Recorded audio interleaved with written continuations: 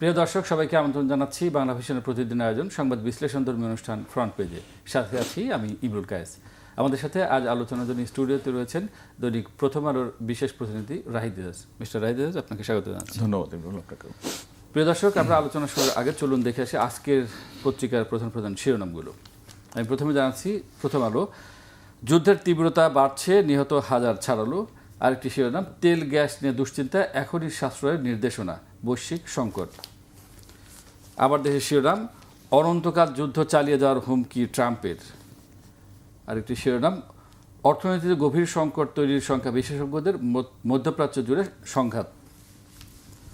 দৈনিক ইত্তেফাকের শিরোনাম, যুদ্ধ ছাড়িয়েছে ভারত মহাসাগরে, ইসরায়েল সমন্বিত হামলা ইরান ও হিজবুল্লাহর। আরেকটি শিরোনাম, ইরানে সিরিয়া কৌশল প্রয়োগ করছে যুক্তরাষ্ট্র, হামলার পাশাপাশি ইরানে গৃহযুদ্ধ বাঁধানোর পরিকল্পনা। সমকালের শিরোনাম, শ্রীলঙ্কার কাছে ইরানি জাহাজে হামলা, মোট নিহত 1144। আরেকটি শিরোনাম, চুক্তি বাস্তবায়নে যুক্তরাষ্ট্রকে আশ্বস্ত করল ঢাকা, পল কাপুরের সঙ্গে বৈঠক। যুগান্তরের শিরোনাম, হরমুজ প্রণালী ঘিরে উত্তাপ, ইরানের হাতে তুরুপের তাস, লড়ছে একাই। অন্য একটি শিরোনাম, জ্বালানি সংকট, ডিজেল বিক্রিতে রেশনিং, মধ্যপ্রাচ্যে যুদ্ধের প্রভাব বাংলাদেশে। দৈনিক ইনকিলাব, ইহুদি নাসরাদের দাঁত ভাঙা জবাব ইরান ও হিজবুল্লাহর, ইসরায়েলের প্রতিরক্ষা সদর দপ্তর ও সিআইএর গোপন আস্তানা ধ্বংস। আরেকটি শিরোনাম, সরাসরি মার্কিন যোগাযোগ মেরুদণ্ডে আঘাত হানছে ইরান, যুদ্ধের কৌশলে পরিবর্তন। মানব জমিনের শিরোনাম, মধ্যপ্রাচ্যে শ্রমবাজার নিয়ে শঙ্কা। আরেকটি শিরোনাম, পল কাপুরের ব্যস্ততম দিন, সিরিজ বৈঠক। এবার জানাচ্ছে কালের কণ্ঠে শিরোনাম, যুদ্ধের তীব্রতা, ক্ষয়ক্ষতি বাড়ছে, মার্কিন ইসরায়েল ও ইরান যুদ্ধ। আরেকটি শিরোনাম, ফারুক ওয়াসিফ আপনিও। কালবেলার শিরোনাম, 1 বছরের মধ্যে স্থানীয় সব নির্বাচন করতে চায় সরকার। আরেকটি শিরোনাম, ইরান যুক্তরাষ্ট্র যুদ্ধে জড়াচ্ছে বিশ্ব। বাংলাদেশ প্রতিদিনের শিরোনাম, ইরানের সাঁড়াশি আক্রমণ। আরেকটি শিরোনাম, 5 ব্যাংকের আমানতকারীদের কান্না কেউ কি শুনতে পায়। দেশ রূপান্তর, মধ্যপ্রাচ্যের বাইরেও যুদ্ধ, এবার মোস্তফাকেও হত্যা করতে চায় ইসরায়েল। নয়া দিগন্তের শিরোনাম, জুলাই সনদে অচলাবস্থা, ডেপুটি স্পিকার ঘিরে টানাপোড়েন। বণিক বার্তার শিরোনাম, ইরানে নিহতের সংখ্যা হাজার ছাড়িয়েছে। অন্য একটি শিরোনাম, গ্যাস সংকট মোকাবেলা যুক্তরাষ্ট্রের শরণাপন্ন বাংলাদেশ, দেশের 56% গ্যাসই উত্তোলন করে মার্কিন কোম্পানি। ডেইলি স্টারের শিরোনাম, war spreads beyond Middle East. আর একটি শিরোনাম, government eyes power rationing to conserve energy, tackling war fallout. Daily Observer, Bangladesh is set to ink long term energy deal amid Middle East crisis. US-Israel expand military strikes across Iran. সর্বশেষ আছে new এজের শিরোনাম পড়ছি, Iran Israel launch fresh strikes, surging power demand, Gulf conflicts, worry government. আমরা প্রতিটি সংবাদপত্রে দেখছি যে ইরান এবং যুক্তরাষ্ট্র এবং ইসরায়েলের যে যুদ্ধটি চলছে সেই যুদ্ধের বিষয় নিয়ে শিরোনাম করেছে আজকেও। তো আমরা এই যুদ্ধের শুরুতে ডোনাল্ড ট্রাম্প যেটি বলেছিলেন যে খুব অল্প সময়ে যুদ্ধ চলবে, অল্প সময় ইরানের মেরুদণ্ড ভেঙে দিতে পারবে, রেজিম চেঞ্জ করতে পারবে, কিন্তু এখন তিনি বলছেন যে আমার দেশে যেটা শিরোনাম করতে অনন্তকাল যুদ্ধ চলবে। তা আসলে কি যুদ্ধ দীর্ঘমেয়াদী হতে যাচ্ছে? ধন্যবাদ। চেঞ্জ কি এত সহজ হবে? না, যুদ্ধ দীর্ঘমেয়াদী বা রেজিম চেঞ্জ দুটা প্রশ্নের উত্তর। একটা জিনিস বলি যে মোটা দাগে কয়েকটা বিষয়ের মধ্যে আপনি তো জানি যে ট্রাম্প যে লক্ষ্যের কথা বলে এই যুদ্ধটি একপেশে যুদ্ধটা শুরু করেছিলেন এবং পেন্টাগন কংগ্রেসের ব্রিফিংয়ে 2 দিন আগে যেটা বলছে সেখানে আসবে। প্রথম কথা হচ্ছে এই যুদ্ধটা যে 1 সপ্তাহে শেষ হবে না, এটা আমি এবং যে যতগুলো খবর করলেন আপনি শিরোনাম পড়লেন তার সবটা জুড়েই আছে কিন্তু ইরান যুদ্ধের প্রকৃতি, তার ডিনামিক্সটা কোথায় গিয়ে দাঁড়িয়েছে। আর আমার দেশের শিরোনাম যেটা বলছেন অনন্তকাল, এখন অনন্তকাল কিনা জানি না, তবে একটা ঠিক ট্রাম্প আসলে হুঁশিয়ারি দিয়েছে, অন্য একটা মাত্রায় এই যুদ্ধটা ছড়িয়ে গেছে। আমরা এটা জানি যে যুক্তরাষ্ট্র এবং ইসরায়েল যুগপথভাবে হামলা যেভাবে শুরু করেছে 96 ঘন্টা পেরিয়ে 5ম দিনে এসে পড়ল, তাতে করে ইরানকে একেবারে পর্যুদস্ত করা যা যা করার তারা সবটা করছে, কিন্তু পাল্টাপাল্টিভাবে ইরানের যে এখন পর্যন্ত বড় শক্তি আমরা জানি মিসাইল এবং ড্রোন, সেটা দিয়ে সে প্রত্যাঘাত করছে। এবং সবচেয়ে দুঃখজনক ঘটনা গতকাল আমরা যেটা দেখছি, দক্ষিণ এশিয়ার খবর যেটা বলছেন, শ্রীলঙ্কার উপকূলে যে যুদ্ধযানের রণতরীতে হামলাটা চালালো। তো সব মিলিয়ে যা দেখা যাচ্ছে তাতে যুদ্ধটা ছড়িয়ে পড়ছে। শুধু সেটা না, আমরা জানি হরমুজ প্রণালী বন্ধ করে দেওয়া হয়েছে, সেখানের মোবিলিটি আপনার 90%ই বন্ধ। অর্থাৎ একদিকে আছে হুথি, একদিকে আছে ইরান, তারা যেটুকু দিচ্ছে 10% সেই জায়গাটায় থেকে চলছে। তো এমন অবস্থায় এই যুদ্ধর বিস্তার যখন ছড়িয়ে গেছে, আমরা যখন পুরো মধ্যপ্রাচ্য তো বটেই, আরও দূরবর্তী জায়গায় সেটা ছড়িয়ে যায় কিনা, এবং কোনো দেশকে যুক্তরাষ্ট্র অব্যাহতভাবে আহ্বান করছে তার এয়ার স্পেস যাতে ব্যবহার করতে দেওয়া হয়। তার মানে হচ্ছে যুদ্ধটা আর শুধু ইরানের সাথে ইসরায়েল আর যুক্তরাষ্ট্র নেই। এবং ইন্টারেস্টিংলি আমরা যখন এই আলোচনাটা করছি, আজকে ভোরের দিকে ইউএস সিনেটে একটা ভোটাভুটি হয়েছে, নিশ্চয়ই আপনি জানেন। সেখানে সিনেটে আপনার প্রেসিডেন্ট ডোনাল্ড ট্রাম্পকে ইরান যুদ্ধের ব্যাপারে যে একটা সিনেটের সম্মতি বা সমর্থন, সেই ভোটাভুটিতে কিন্তু 47-52 ভোটে তিনি হেরে গেছেন। এবং আমি যদি একদিন আগে পেন্টাগনে একটা private discussion, close door briefing হচ্ছিল, সেখানে পেন্টাগনের অফিসিয়ালরা বলেছিল কংগ্রেসকে যে আমেরিকা যে ইরানের হামলা চালালো, প্রথম তো হামলাটা যুক্তরাষ্ট্র এবং ইসরায়েলে শুরু করেছিল। ট্রাম্প বলেছে ওনার কাছে এভিডেন্স হয়েছে, ওনার মনে হয়েছে। অর্থাৎ আপনার মনে হওয়া বা অনুমানের উপর ভিত্তি করে আপনি এরকম একটা ভয়ানক খেলায় নেমে গেলেন বা জুয়া খেলায় নামলেন। তো পেন্টাগন সেখানে পরিষ্কার করে বলছে যে তাদের কাছে কোনো গোয়েন্দা তথ্য ছিল না এর আগে কিন্তু যখন হামলা চালাবে, এবং এটা হলো একটা অনুমান হয়েছে যে ইরান হামলা চালাবে, এটা ডোনাল্ড ট্রাম্প বলছে। দুদিন পরে secretary of state Marco Rubio আবার অন্য একটা তথ্য তুলে আনেন। সে তথ্যটা কি, যে ইসরায়েল হামলা চালাবে ইরানের উপর, যদি ইরান হামলার শিকার হয়, সে রিটালিয়েট করতে গেলে প্রথম রিটালিয়েশন হবে ইউএসের উপর। অর্থাৎ ইরান যুক্তরাষ্ট্রকে হামলা চালাবে এটা ভেবেই আপনি হামলাতে চলে গেলেন, মানে আগে ইসরায়েল হামলা করবে, তার প্রেক্ষিতে করবে। এবং কিন্তু পেন্টাগনের কংগ্রেসের সাথে যে ক্লোজ ডোর ব্রিফিংয়ে যে ব্যাখ্যা, তাতে করে পরিষ্কার, এবং ইউএস সিনেটের ভোটাভুটিতে তার হেরে যাওয়া। অর্থাৎ আমরা যখন যুদ্ধের বিস্তার, এটা তৃতীয় বিশ্ব যুদ্ধ শুরু হলো কিনা এমন আলোচনা করছি, খোদ যুক্তরাষ্ট্রের রাজনৈতিক শিবির কিন্তু দ্বিধাবিভক্ত হয়েছে। দ্বিধাবিভক্ত এই জন্যই, রিপাবলিকানরা বিপুল ভোটে বিজয় লাভ করলো, ডেমোক্রেট তো বটে এটা সমর্থন করছেন না, ইভেন রিপাবলিকান শিবিরেও কিন্তু আপনার এটা নিয়ে বিভক্তি দেখা দিয়েছে। এবং এমন একটা প্রেক্ষাপটে শেষ পর্যন্ত ট্রাম্পের ইমপিচমেন্ট বা অভিশংসনের বিষয়গুলো নিয়ে এখন তো সেটাই এখন চলে আসছে। এখন এই যে সিনেটের ভোটে হেরে গেলেন, এই ভোটে হেরে যাওয়ার ফলে ইমপিচমেন্টের যে আলোচনাটা খুব মৃদু সরা শুরু হয়েছিল, সেটা বোধহয় আর একটু জোরালো হয়ে উঠতে পারে। অর্থাৎ সব মিলিয়ে একটা টালমাটাল পরিস্থিতির মধ্যে গেছে। কিন্তু এখানে একটা কথা প্রাসঙ্গিকভাবে মিলিয়ে নেই, বলতেই পারি আমরা জানি, এবং আপনি সেটা কাভার করেছেন, পল কাপুর যে এবার প্রথমবারের মতো বাংলাদেশ সফরে এলেন, তার যে এজেন্ডা, সেই এজেন্ডার অন্যতম বিষয় হচ্ছে আপনার আর্টস বা এগ্রিমেন্ট অন রেসিপ্রোকাল ট্রেড, যেটা আমরা সম্পূরক শুল্ক চুক্তি বলেই জানি। এবং এই সম্পূরক শুল্ক নিয়ে গত বছর তিনি সারা বিশ্বকে নাড়িয়ে দিয়েছেন। এবং এই যে শুল্কের যুদ্ধ বা শুল্কের লড়াই, সেটা কিন্তু শুধু বাণিজ্য নয়, এখানে ভূ রাজনীতি, ভূ অর্থনীতিও ছিল। এবং ইউএস সুপ্রিম কোর্ট তার সে ক্ষমতাটাকে এটা বাতিল করে দিলেন। কিন্তু তারপরও সংবিধানের অন্য প্রভিশন দিয়ে সে এটাকে জারি রেখেছেন। অর্থাৎ অভ্যন্তরীণ যে প্রক্রিয়া বা মেকানিজমগুলো আছে, সেটাতে তার একটা ধাক্কার ফলে, অর্থাৎ এবার ইরান যুদ্ধের দিকে চলে আসে। তো ইমপিচমেন্টের যে বিষয়টা বা আলোচনায় আসছে, সেটা আরেকটু জোরালো হয়েছে বলে আমার কাছে মনে হচ্ছে।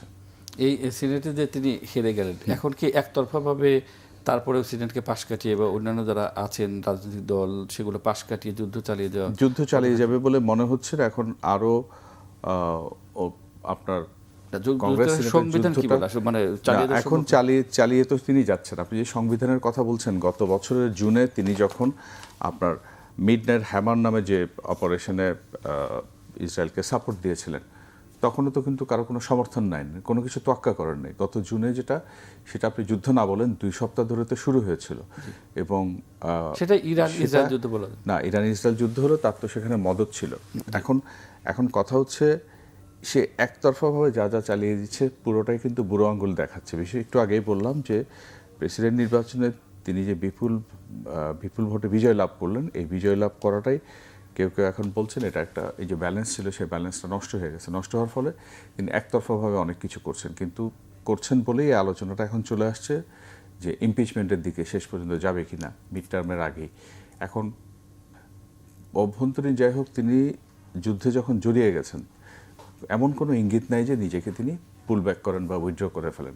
এখন সংকটটা হবে, আপনি একদিকে যখন যুদ্ধের সবগুলো খবর পড়ছিলেন, সব কাগজের মোড়লের শিরোনাম শুধু বাংলাদেশের জন্য, গোটা দুনিয়ার জন্য এটা একটা ভাবিয়ে তোলার বিষয়, এবং তার সাথে সাথে বড় এবং প্রধান বিষয়টা হচ্ছে জ্বালানি সংকট।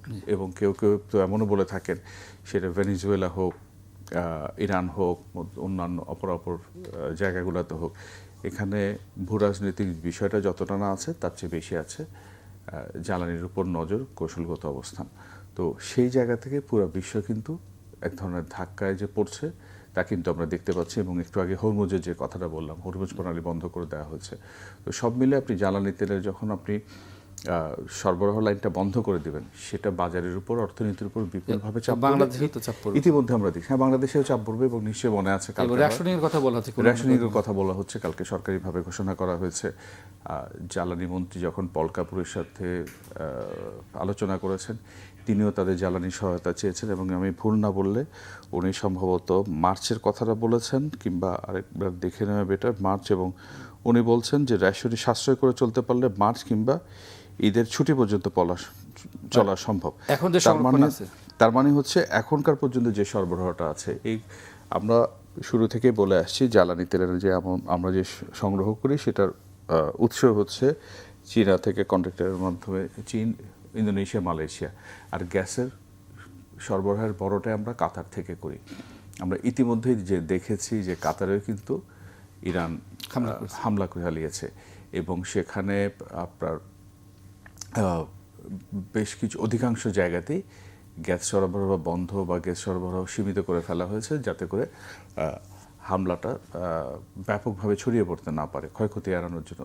তো এমন একটা অবস্থায় আমাদের যে এলএনজির যে সাপ্লাই, সে সাপ্লাই চেনে ডিসরাপশনের সিগন্যালগুলো আমরা পাচ্ছি। তো এই অবস্থা যদি চলতে থাকে, তাহলে আমাদের জন্য একটা বড় ধরনের সংকট দেখা দিতে পারে বলে আশঙ্কা করা হচ্ছে। মিস্টার রাইজ, আমরা আলোচনা করছিলাম ইরান এবং যুক্তরাষ্ট্র এবং ইসরায়েলের যে যুদ্ধ চলছে সেই বিষয়টি নিয়ে। আমরা দেখতে পাচ্ছি যে ইরান এখন কার্যত একাই লড়ছে। মধ্যপ্রাচ্যের যে দেশগুলো রয়েছে তারা তাদের বেসগুলো যুক্তরাষ্ট্র ব্যবহার করছে। আমরা দেখেছি যে এর আগে রাশিয়া, চীন তারা নানাভাবে সহায়তা করার কথা বলেছে, এবং ইরানের সাথে এক ধরনের এলাইও তাদের আছে। কিন্তু যুদ্ধের এই সময় আমরা দেখতে পাচ্ছি যে তাদের দিক থেকে সেরকম কোনো সাড়া নেই, বিবৃতি দেয়া ছাড়া। দেখুন ইমরুল, আপনি এলাই তাদের সাথে সহযোগিতা, অংশীদারত্ব যত কিছু থাক না কেন, আমরা ইতিহাসের দিকে যদি তাকাই, এই ধরনের লড়াই সংঘাত ইরানের সাথে অতীতেও কিন্তু অন্য কোনো পক্ষ যুক্ত হয়নি। সে কিন্তু একাই লড়াই করে গেছে, এবং তার এই যে একাই ওই অসম প্রতিপক্ষের বিরুদ্ধে লড়াই করে যাওয়াটা আমার কাছে ইতিহাসের দিকে তাকালে খুব একটা নতুন কিছু না, অবাক করার ব্যাপারও না। এবং এখানে যে অবস্থায় এই মুহূর্তে পর্যন্ত লড়াইটা চলছে কিন্তু আকাশপথে, এবং ল্যান্ডে সেটা হবে না, হওয়ার সুযোগও নাই। এবং আমরা যদি বলি, কেউ কেউ বলছে যে তাকে শুরুতে যে কথাটা বললাম যে পারমাণবিক অস্ত্র পুরোপুরি ধ্বংস করা, খামেনিকে হত্যা করা, রেজিম চেঞ্জ করা, আমি যদি মোটা দাগে 3টাকে বড় লক্ষ্য বলি, তো প্রথমটাতে আপনাকে সাফল্য দিতে হবে, বলতে হয় সে সফল হয়েছে, খামেনিকে তারা হত্যা করতে পেরেছে। কিন্তু বাকি 2টা ওয়েপন অফ মাস ডিস্ট্রাকশনের কথা যেটা বলা হচ্ছে, কেউ কেউ এমনও বলেন, আমরা নর্থ কোরিয়ার ক্ষেত্রে কি দেখি, যে তার আসলে যে পারমাণবিক সক্ষমতা বা সামর্থ্য আছে, এবং সামর্থ্য যদি থাকে সেটা যে করে দেখায়। আমরা কিছুদিন পর কিন্তু উত্তর কোরিয়ার পরমাণু বোমার যে পরীক্ষা, উৎক্ষেপণ, এগুলা করতে দেখি। ভারতকে আমরা অতীতে করতে দেখেছি। এমন একটা আলোচনা এখন আসে যে ইরানের ইউরেনিয়াম থাকলে সেটা দিয়ে আসলে বোমার বানানোর সামর্থ্য আছে কিনা, বা তারা বানিয়েছে কিনা, এই সংশয় করে। অর্থাৎ আপনি যে অভিযোগ ট্রাম্প বারবার করছিলেন সে অভিযোগ যে ছেদ সেটা প্রমাণিত হয়ে গেছে। আর দ্বিতীয় কথা যেটা আমি বরাবরই বলে আসছি যে রেজিম চেঞ্জ সেটা আসলে সম্ভব না, কারণ ৭৯-তে ইসলামী বিপ্লবের পরে ইরানের রাষ্ট্র কাঠামোটা যেভাবে গড়ে তোলা হয়েছে, আপনার সেই কাঠামোকে এক ধাক্কায় ভেঙে ফেলাটা খুবই কঠিন। এবং জানুয়ারিতে যে সরকার বিরোধী আন্দোলনটা শুরু হয়েছিল এবং সেখানে বিপুল পরিমাণ মানুষ হতাহত হয়েছে, বিশেষ করে শুরুর দিকে তথ্য পাওয়া না গেলে এক পর্যায়ে ইরানের তরফ থেকে বলা হচ্ছিল ৫,০০০। সংখ্যাটা অনেক বেশিও হতে পারে, কারণ আমরা জানি এই ধরনের রেজিমেন্টেড সোসাইটিতে অ্যাকচুয়াল ফ্যাক্টস ফিগার অনেক সময় আসে না। তারপরেও দেখুন সেই আন্দোলন কিন্তু কি হয়েছে, ইরানের মানুষজন মারা গেছে, বেঘরে মারা গেছে, কারণ যেই রেজিমটা আছে তারা তাদের ক্ষমতাটা সুসংহত করার জন্য একটা কাঠামো গড়ে তুলেছে। তো সেই জায়গাতে ইরান একাই লড়েছে, একাই সামনের দিনগুলোতে ইরানকে একাই লড়তে হবে। কিন্তু আমার কাছে ইন্টারেস্টিং পয়েন্টটা মনে হয়েছে যে ইরান জানে যে তার উপর এই যে সাঁড়াশি হামলাটা ক্রমশ তীব্র হবে। তো এই অবস্থায় ইরান তার ভূখণ্ডে কিন্তু যুদ্ধটা সীমিত রাখেনি, সে পুরো মধ্যপ্রাচ্যে ছড়িয়ে দিয়েছে। এবং তার চেয়ে বড় কথা, আপনি যদি গ্লোবাল সাপ্লাই চেনের এনার্জি এবং আদার্স আর্টারি, সে হরমুজটা বন্ধ করে দিয়েছে। তো এই জিনিসটা করে ইরান ওই যুদ্ধটাকে অন্য জায়গায় ডাইভার্ট করে দিয়েছে। এবং আপনার দক্ষিণ এশিয়া যেটা এসে পড়েছে, শ্রীলঙ্কাতে যেই তার আপনার যুদ্ধজাহাজকে ধ্বংস করা হলো, তার মানে যুদ্ধটা ইরান বা ইরানের আশপাশে সীমিত নয়। তো সেই জায়গাতে একটা আশঙ্কা করা হচ্ছিল অন্য পক্ষগুলো জড়াবে কিনা, যেমন যুক্তরাষ্ট্র তার বিভিন্ন মিত্রদেরকে এখানে জড়ানোর কথা বলছে। আমি স্পেনের কথা জানি, স্পেন বলছে যে সে যেভাবে ট্রাম্প তাকে আহ্বান জানাচ্ছে সে তার উল্টো জবাব দিচ্ছে, অর্থাৎ এখানে সে যুক্ত হবে না, এবং এই জন্য ট্রাম্প তাকে হুঁশিয়ারিও দিচ্ছে। তো সব মিলিয়ে এখানে পক্ষগুলো অপর পক্ষ জড়িয়ে যাচ্ছে। এবং যে প্রশ্নটা শুরু করেছিলেন অনন্তকাল না হলেও এটা একটা প্রোটেক্টেড ওয়ার যেটা বলি, তীব্র লড়াই হচ্ছে, থেমে গেল, কিছুটা আপাতত স্থিতি আসলো, আবার ধরেন সেটা শুরু হলো, এমন একটা দিকে যায় কিনা। তো আপনার প্রতিরক্ষা এবং সামরিক বিশ্লেষকদের ভাষ্য অনুযায়ী অন্তত ২ সপ্তাহের মধ্যে প্রথম দফার লড়াইটা থামার কোনো ইঙ্গিত পাওয়া যাচ্ছে না বলেই তারা মনে করেন। মধ্যপ্রাচ্যে আমাদের বিশাল একটা শ্রম বাজার আছে, আপনি জানেন, নিজেও জানেন মধ্যপ্রাচ্যের দেশগুলো, এবং মধ্যপ্রাচ্যের সব দেশই কম বেশি আক্রান্ত হয়েছে বা যুদ্ধের সাথে এক ধরনের সংস্পর্শ তৈরি হয়েছে। সেখানে আমাদের স্বাভাবিক সঙ্গত আমরা জানি তাদের নিরাপত্তার জন্য তারা যুক্তরাষ্ট্রের উপর ডিপেন্ড করে। কাতারের আল উবাইদ এয়ারবেসকে সবচেয়ে বড় বিমান ঘাঁটি হিসেবে যুক্তরাষ্ট্রের নিজের ভূখণ্ডের বাইরে বিবেচনা করা হয়। কিন্তু এটাও ঠিক, এই যে যুদ্ধের দিকে সে যাচ্ছে এটার ইঙ্গিতটা ছিল। সে তার বিমান ঘাঁটি বলুন, তার ঘাঁটি, তার লোকবল, সমরাস্ত্র সব সরিয়ে দিয়েছিল, এবং সেটা আপনার রণতরীতে গিয়ে সেটা ডেক করে এই হামলাটা চালা যায়। তো আপনি যেটা বলছেন, মধ্যপ্রাচ্যে কিন্তু আমাদের শ্রমবাজারের প্রধান কেন্দ্র বা মূল কেন্দ্র। এবং আমি যদি ভুল না করি, বোধহয় ফ্লাইটের সংখ্যা ১৫০ ছাড়িয়ে গেছে যেগুলো বাতিল হয়েছে। এবং তার চেয়ে উদ্বেগ বা আশঙ্কার খবর হচ্ছে, আমরা যদি এখন পর্যন্ত আমার আপনার কাছে যে তথ্য, তাতে অন্তত ২ জন বাংলাদেশি আপনার প্রাণ হারিয়েছেন খুব নির্মমভাবে, আর ৭ জন আহত হয়েছেন। এই আহতদের মধ্যে একজনের অবস্থা খুবই সংকটাপূর্ণ। এখন বাজারের উপর ধাক্কা বা রেমিটেন্সের চেয়ে বড় কথা হচ্ছে আমার কাছে ইমিডিয়েটলি যেটা মনে হচ্ছে, ওইখানে যে কর্মীরা আছেন তাদের তো আমি চাইলেই কেউ এত বিপুল সংখ্যায় রিলোকেট করা সম্ভব না। কিন্তু এই ৫ দিনে যেটা হয়েছে, আমাদের যে কর্মীদের যাওয়ার কথা ছিল, নতুন করে যারা যাবে বা কেউ ছুটিতে এসে, সে সংখ্যা হয়তো কম, সেটাতে কিন্তু একটা বড় ধাক্কা। অর্থাৎ নতুন কর্মসংস্থান হবে না, যুদ্ধ ধরেন আবার থামবে, পুরোপুরি থামবে কিনা, কিংবা সাময়িক বিরতি নেবে, এমন অবস্থায় আগামী ১-২ মাসের মধ্যে আমাদের কর্মী যাওয়াটার ক্ষেত্রে আমি মনে করি একটা বড় ধরনের ধাক্কা। আর রেমিটেন্সের কথা যেটা বলেন, রেমিটেন্স হয়তো শুরুতেই তেমন একটা ধাক্কা বা চাপ তৈরি নাও হতে পারে। এটা ডিপেন্ড করে ওই দেশগুলোতে অর্থনৈতিক কর্মকাণ্ড কতটা চলছে, কিভাবে চলছে। কিন্তু মোটা দাগে আমাদের কর্মী যাওয়ার ক্ষেত্রে প্রাথমিক একটা ধাক্কা আসবে। আর লং টার্মে ওই দেশগুলোর, এই যে জিসিসি ৬টা দেশ, সৌদি আরব, কাতার সহ, এই দেশের ইকোনমিক অ্যাক্টিভিটিস যদি ডিসরাপশন হয়, সেটা আমাদের রেমিটেন্সের জন্য একটা চাপ আসবে। অর্থাৎ আমার হিসাবে প্রাথমিকভাবে চাপ ধাক্কা শুরু হচ্ছে জ্বালানি দিয়ে, এরপরে এটা প্রলম্বিত হওয়ার সাথে সাথে সেটা আমাদের overseas job market, visa remittance, এই জায়গাগুলোতে একটা বিরাট চাপ হিসেবে তৈরি হবে আমাদের জন্য। এবার আমাদের স্টেটমেন্ট একটু জানতে চাই আপনার কাছে। আমরা দেখলাম যে ইরানে আক্রমণের বিষয়ে দুইটা স্টেটমেন্ট দেখলাম। প্রথম দিন এক ধরনের মধ্যপ্রাচ্যের অন্যান্য গালফ কান্ট্রিতে আক্রমণের কারণে সেখানে সেটা নিন্দা জানানো হয়েছে। পরের দিন আমরা দেখলাম যে ইরানের যে সর্বোচ্চ নেতা ছিলেন তার হত্যাকাণ্ডের বিষয়ে শোক প্রকাশ করেছেন। তো পরপর 2 দিন 2 ধরনের স্টেটমেন্ট, সেটা কি একসাথে দেওয়া যেত না? বা অবশ্যই দেওয়া যেত। প্রথম এবং প্রধান কথা হচ্ছে যে যুক্তরাষ্ট্রের সাথে আমাদের যে সম্পর্ক বা যে পার্টনারশিপ সেটা কারো অজানা নয়, গোপনও নয়, এটা খুব স্বাভাবিক এবং সঙ্গত। এবং মধ্যপ্রাচ্য নিয়ে অতীতে যে আমরা স্টেটমেন্ট দেইনি তা নয়, কিন্তু খুব অবাক করেছে সংবাদকর্মী হিসেবে প্রথম দিন যে স্টেটমেন্ট দেওয়া হয়েছে, আপনি স্টেটমেন্টের ল্যাঙ্গুয়েজটা দেখেন, ইন দ্য কন্টেক্সট, মানে ইরানে হামলার প্রেক্ষিতে বাংলাদেশের নারদীরে কে ইরানে হামলা, তো হামলাটা কে করেছে এটা তো দিনের আলোর মতো পরিষ্কার। যুক্তরাষ্ট্র করেছে, ইসরায়েল করেছে, তারা যুগপতভাবে শুধু হামলা নয়, এটা নজিরবিহীন, এই ধরনের হামলা পৃথিবীর ইতিহাসে আর হয়নি। ইরানে হামলা করেছে, কিন্তু কে করেছে, কারা করেছে আপনি উজ্জ্ব রেখেছেন, প্রতিবাদের বিষয়টা তো আসছে পড়ে। আপনি হামলাকারীর নামে উল্লেখ করলেন না, আর হামলাকারীকে নিন্দা বা প্রতিবাদ জানাবেন কখন? এটা হলো একটা দিক আমার সমালোচনা। দ্বিতীয়ত হচ্ছে এই স্টেটমেন্ট যে যখন দেওয়া হয় সেদিন আমরা জানি 4টা মধ্যপ্রাচ্যর দেশ যেখানে আমাদের সবচেয়ে বেশি কর্মী কাজ করেন তাদের রাষ্ট্রদূতদের সাথে একটা মিটিং হয়েছিল পররাষ্ট্র মন্ত্রণালয়, যেখানে উদ্দেশ্য ছিল যে ফ্লাইটগুলো বন্ধ হচ্ছে সেটা যাতে পুনরায় রিশিডিউল করে দেওয়া হয় এবং ভিসার যে সংকট সেই সংকটটা দূর করা হয়।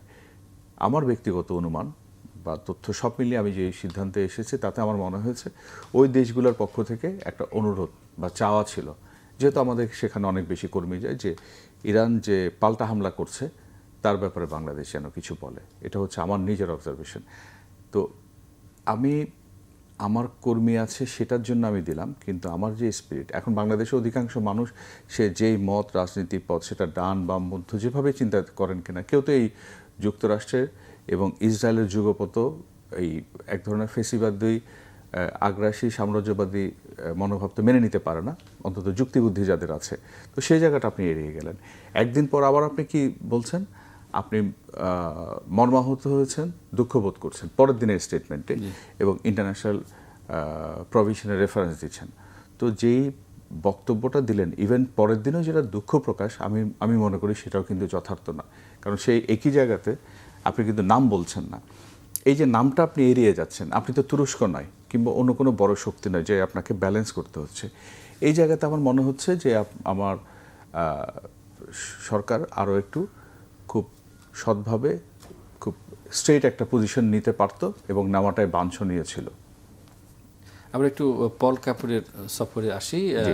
মার্কিন যুক্তরাষ্ট্রের দক্ষিণ এশিয়া এবং মধ্য এশিয়া বিষয়ক সহকারী পররাষ্ট্রমন্ত্রী পল কাপুর এই মুহূর্তে বাংলাদেশ সফর করছেন, এবং আপনি জানেন যে বাংলাদেশে একটি নতুন সরকার রয়েছে।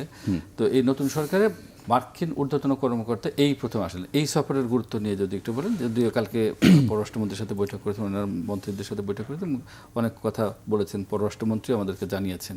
তো এই সফরের আসলে কূটনৈতিক গুরুত্ব যদি বলেন, পল কাপুর আমরা জানি ডোনাল্ডো বাংলাদেশে, বিশেষ করে বাংলাদেশ পাকিস্তানে খুব পরিচিত, অর্থাৎ রাজনৈতিকভাবে আমাদের এখানে যে পট পরিবর্তন এই অঞ্চলে তার রোলের কথা খুব বেশি করে আলোচনায় আসে, কিছু অনুমান আছে, কিছু বাস্তবতা, সব মিলিয়ে। তো স্বভাবতই এই পদটা senior assistant secretary of state for south and central Asia, অর্থাৎ সহকারী পররাষ্ট্রমন্ত্রী। তো তাকে নিয়ে যথেষ্ট কৌতূহল থাকার কথা, এবং গত অক্টোবরে তিনি এই দায়িত্বে এসছেন। দায়িত্বে আসার পর এবারে তিনি প্রথম একটা রিজিওনাল ট্রিপ করলেন। 1 থেকে 3 তারিখ দিল্লিতে, দিল্লি থেকে ঢাকা এলেন, আজকে রাতে তিনি চলে যাবেন। তো দিল্লিতে যেটা জেনেছি, তিনি তার কাউন্টারপার্ট ভারতের এডিশনাল সেক্রেটারির সাথে একটা ফর্মাল মিটিং করেছেন। এর বাইরে তিনি কিছু সিভিল সোসাইটি কিছু এক্সপার্টদের সাথে, যারা Jio politics, economy, politics, defence এগুলো নিয়ে কাজ করেন, তাদের সাথে মিটিং করেছে। এর বাইরে খুব একটা খবর দেখি না। এটাও ঠিক যে আমরা যেভাবে এদেরকে নিয়ে মাতামাতি করে, পাশের দেশ ভারতের আগ্রহের মাত্রাটা কম, পাকিস্তানে হয়তো অনেকখানি আছে, আমাদের সাথে কিছুটা মিলও আছে। তো পল কাপুরের ঢাকা আসাটাকে আমি এভাবে দেখি, যেহেতু তিনি টেক ওভার করলেন গত অক্টোবরে, বাংলাদেশে একটা নতুন সরকার দায়িত্ব নিয়েছে, এবং একটা প্রাসঙ্গিকভাবে বলে রাখাই ভালো, পল কাপুরের এই ভিজিটটা কিন্তু পেন্ডিং ছিল। অর্থাৎ আপনার মনে আছে ব্র্যান্ড ক্রিস্টেনসন, আমেরিকান অ্যাম্বাসেডর, যখন পররাষ্ট্র উপদেষ্টার সাথে দেখা করেছিলেন, তখন এই সফরের ইঙ্গিত ছিল যে মার্চে এই ভিজিটটা হবে এবং টাইমটা একটু চেঞ্জ হয়ে একটু এগিয়ে আনা হয়েছে। তো দায়িত্ব নেওয়ার, অর্থাৎ আমার প্রথম কথা হচ্ছে দায়িত্ব নেওয়ার পর ওয়াশিংটনের যে মেসেজ সেটা ঢাকার কাছে দেওয়া, এবং ঢাকায় যে গ্রাউন্ড রিয়েলিটি সেটা ঢাকার গভর্নমেন্ট অফিসিয়ালদের সাথে, এবং গতকালকে তো সব গভর্নমেন্ট অফিসিয়ালদের সাথে অর্থাৎ মন্ত্রীদের সাথে তার মিটিং হয়েছে। আজ সকাল থেকে পলিটিক্যাল পার্টি অলরেডি, আমি যদি ভুল না করি এখন প্রায় 10টা বাজে, জামায়াতে ইসলামী একটা প্রতিনিধি দলের সাথে মিটিং হয়েছে। এখন থেকে কিছুক্ষণ সময়ের পর বিএনপির প্রতিনিধিরাও মিটিং যাবেন। যদি এনসিপির সাথে মিটিং হওয়ার কথা ছিল সেটা অনিবার্য কারণে স্থগিত হয়ে গেছে। তো গ্রাউন্ডের রিয়েলিটিটা বুঝবেন। এখন আপনি বলতে পারেন যে আমেরিকার মেসেজটা কি। মেসেজ আমার কাছে যদি বলি, প্রেসিডেন্ট ডোনাল্ড ট্রাম্প প্রধানমন্ত্রী তারেক রহমানকে অভিনন্দন জানিয়ে চিঠি দিয়েছিলেন। নিশ্চয়ই আপনার মনে আছে, দুটো বিষয় চোখে পড়ার মতো। একটা ছিল বাণিজ্য চুক্তি, যেটা আমরা একটু আগে আলোচনা বললাম যে বাণিজ্য চুক্তি বা রেসিপ্রোকাল ট্রেড। তো সেই জায়গাতে তার মেসেজটা দেওয়া যে বাণিজ্য চুক্তির পূর্ণাঙ্গ বাস্তবায়ন। আরেকটা হচ্ছে ট্রাম্পের ইমিগ্রেশন পলিসি অনুযায়ী অবৈধ বাংলাদেশিদের ফেরানো। এই দুটো ব্যাপারে ওনার মূল মেসেজ ছিল বলে জেনেছি, এবং সহযোগিতা তারা এগোতে চায়। কিন্তু আমেরিকার দিকের মেসেজ হচ্ছে বাণিজ্য চুক্তির পূর্ণাঙ্গ বাস্তবায়ন এবং দ্রুততম সময়ের মধ্যে আনডকুমেন্ট হয়ে পড়া বাংলাদেশিদের ফেরত নেওয়া। তো এই বিষয়গুলোই আলোচনায় ডমিনেট করেছে বলে আমি জানতে পেরেছি। ধন্যবাদ রাহিদ আমাদের সাথে আলোচনার জন্য।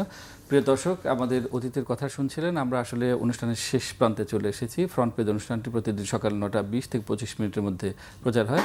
দেখার আমন্ত্রণ জানিয়ে আজ এখানেই শেষ করছি। সবাই ভালো থাকুন, সুস্থ থাকুন। আল্লাহ হাফেজ।